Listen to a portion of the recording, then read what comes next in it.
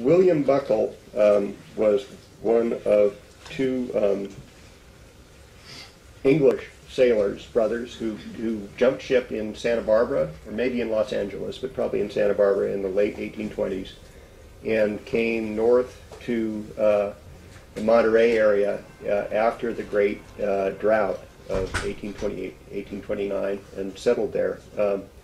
William got himself baptized Guillermo and married Antonia Castro, and they had 9 children, including 5 daughters.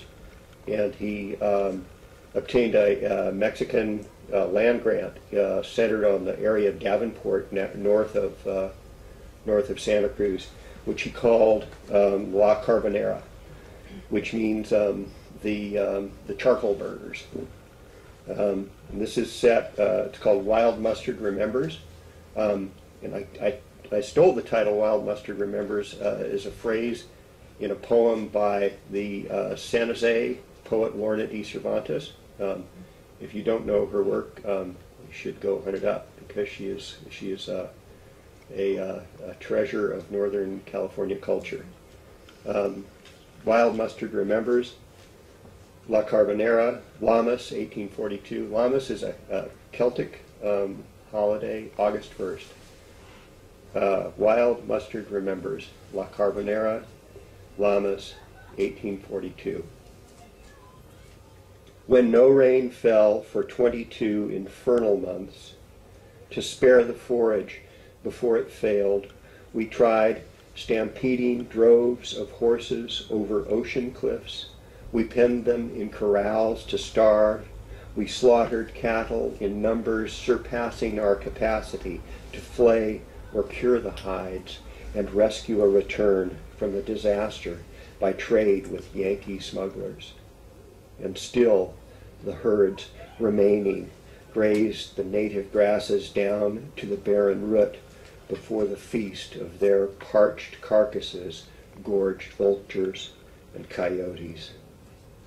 And even so, no rain.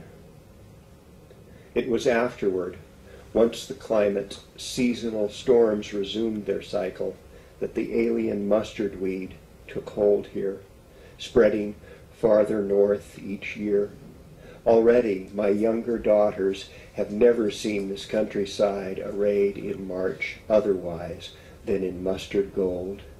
It grows so rank along the valley bottoms, by May it overtops a person's head on horseback. But as the summer weather settles in, hillsides again put on their oaten coat of old in the weeks when, well before dawn, a warming air begins to stoke the purgatorial oven of afternoon.